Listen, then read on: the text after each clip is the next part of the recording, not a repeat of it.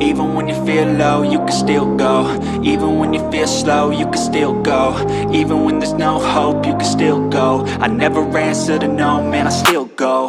Go, go, go, go, go, go, go, go, go, go, go, go, yo, go, go, go.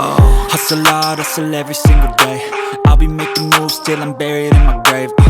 To the system, I don't wanna be a slave. I've been doing shit my way, or the highway. And in the driveway is a nice range, cause I grind through the climb, I invite pain. You'll never hear me, bitch, nah, I don't complain. Just gotta flip the switch and you can go and obtain. B-52. The origins of the B-52 are not well documented, but one claim is that the B-52 was invented by Peter Fick, a head bartender at the Banff Springs Hotel in Alberta, Canada. Fick named all of his new drinks after favorite bands, albums, and songs, and he supposedly named the drink after the band of the same name, not directly after the US B-52 Stratofortress bomber or the Beehive hairstyle after which the band was named.